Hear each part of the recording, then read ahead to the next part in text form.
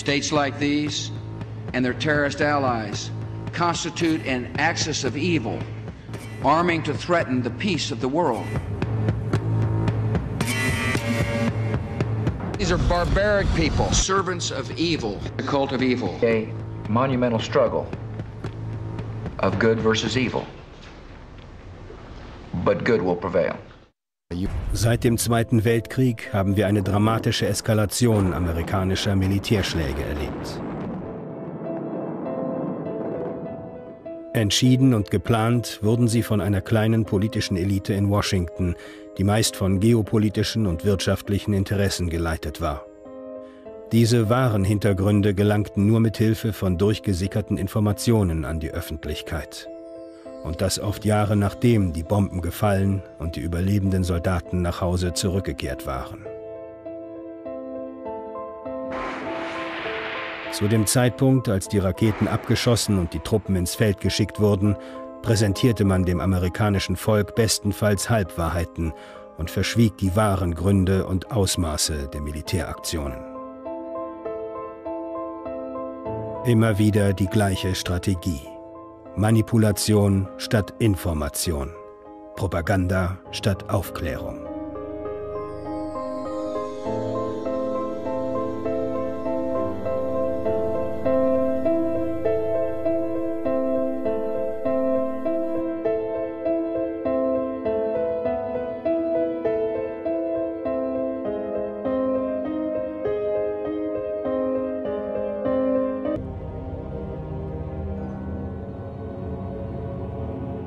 Während ich mir die Geschichte anschaute, beschlich mich immer mehr das Gefühl, dass sich zwar die Namen der Länder änderten und die Situationen auch irgendwie unterschiedlich waren, aber es gab immer auffällige Parallelen.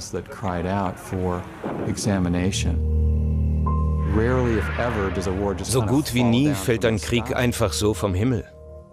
Die Grundlage muss gelegt und der Fall konstruiert werden. Und oft werden wir dabei betrogen.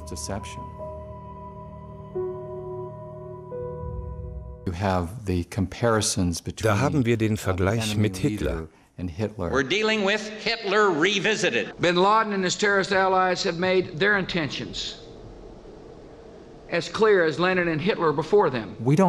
Es gibt keine Informationen, um die Bilder richtig einzuordnen. This mad dog of the Middle East, I find he's not only a barbarian, but he's flaky.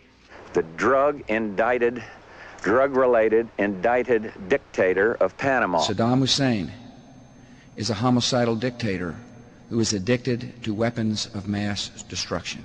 Aldous Huxley hat gesagt, es ist oft überzeugender, Dinge wegzulassen, als direkt zu lügen.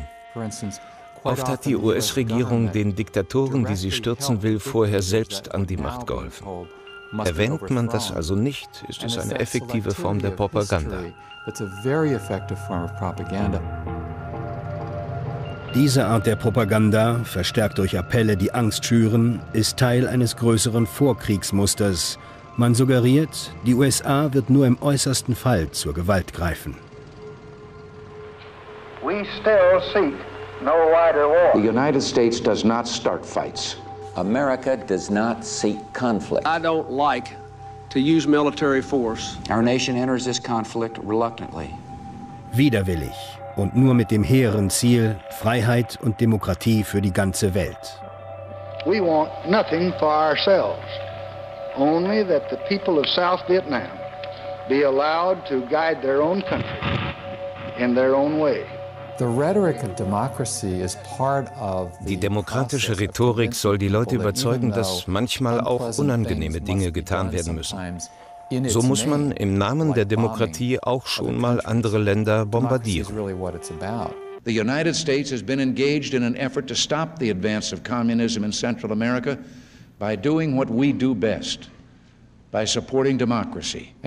Je öfter es gesagt wird, desto richtiger scheint es. Our cause of liberty, our cause of freedom, our cause of compassion and understanding. People want democracy, peace, and the chance for a better life in dignity and freedom. We want to lift lives around the world, not take them. Es sind perfide Methoden. Sie sollen uns zu Tränen rühren. We must get the Kosovar refugees home safely. Minefields will have to be cleared. Homes destroyed by Serb forces will have to be rebuilt. Homeless people in need of food and medicine. Die Botschaft lautet, Amerika darf nicht so selbstsüchtig sein. Wir müssen anderen helfen. Am Ende schaffen sie es, das Bombardieren von Menschen wie ein Akt der Nächstenliebe aussehen zu lassen.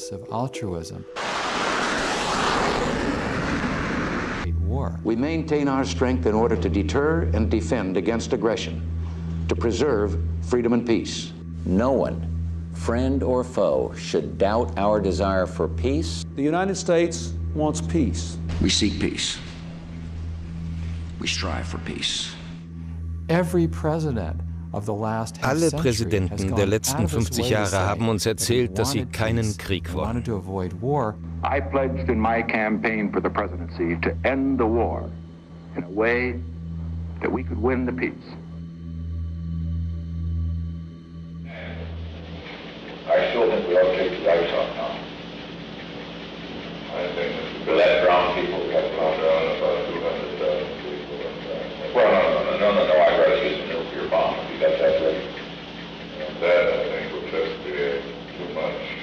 The nuclear bomb, that probably.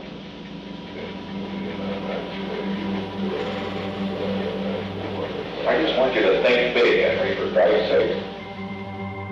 Secretary of State Powell will present information and intelligence about Iraq's illegal weapons programs, its attempts to hide those weapons from inspectors, and its links to terrorist groups. Der Höhepunkt der Propagandalügen ist erreicht, als Außenminister Colin Powell am 5. Februar 2003 vor der UN-Vollversammlung Bericht erstattet. Saddam Hussein's intentions have never changed. He is not developing the missiles for self-defense. These are missiles that Iraq wants in order to project power, to threaten, and to deliver chemical, biological, and, if we let him, nuclear warheads. Der US-Presse fiel darauf nichts Besseres ein, als begeistert zu applaudieren.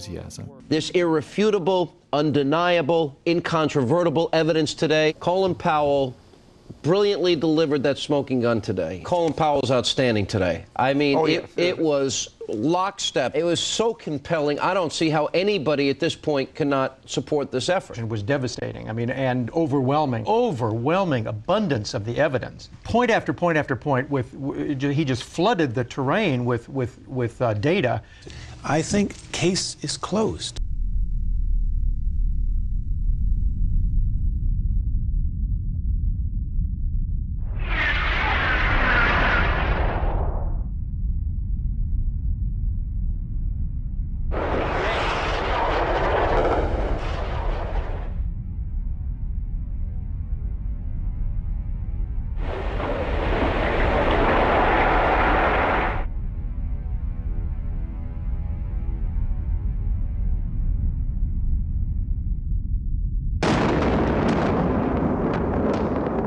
This is the beginning of the shock and awe campaign. According to one official, this is going to be the entire 9 yards.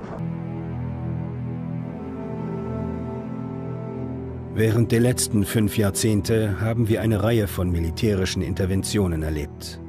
Unser Militär ist einmarschiert, hat Länder bombardiert und sie über lange Zeit besetzt gehalten. Immer wurde uns gesagt, es geschehe mit hehren Absichten, und immer wieder haben junge Amerikaner und zahllose andere Menschen mit ihrem Leben dafür bezahlt.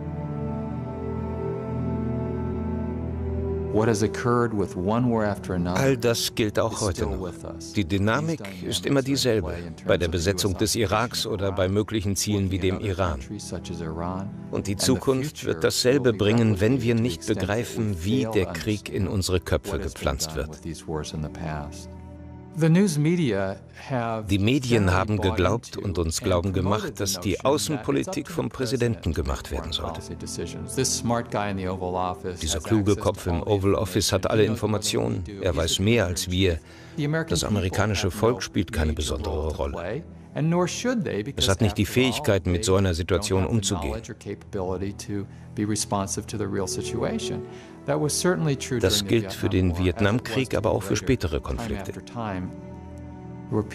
Im Kongress hat es immer wieder einzelne Stimmen dagegen gegeben, aber sie fanden keine Plattform in den Medien. Auch wenn heute klar ist, dass sie richtig lagen.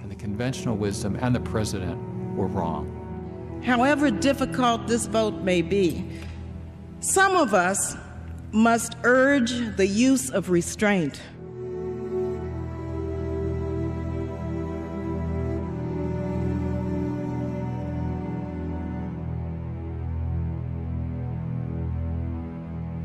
Our country is in a state of mourning.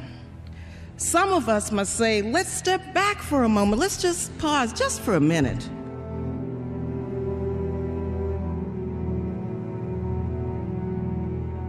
And think through the implications of our actions today so that this does not spiral out of control.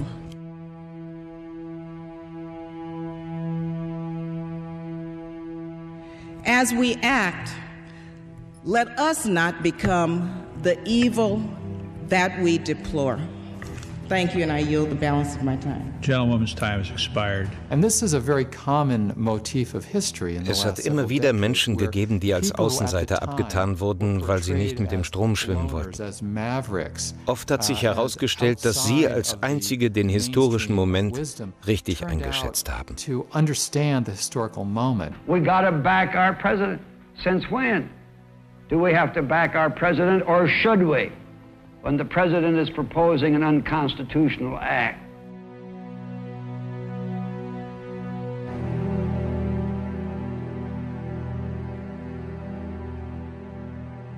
The best example is Wayne Morse, the senior senator Das beste Beispiel ist Senator Wayne Morse. 1964 schwamm er gegen den Strom des gesamten Kongresses. Morse sprach der US-Regierung das Recht ab, den Krieg gegen Vietnam überhaupt anzufangen.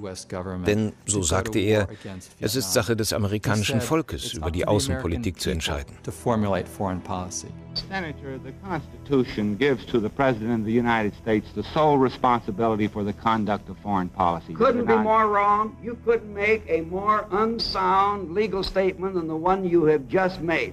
This is the promulgation of an old fallacy that foreign policy belongs to the President of the United States. To whom does it belong then, Senator? Belongs to the American people, All right, and our constitutional fathers made it very clear. Where does the President fit into this in the responsibility scale? What I'm saying is, under our Constitution, all the President is the administrator of the people's foreign policy.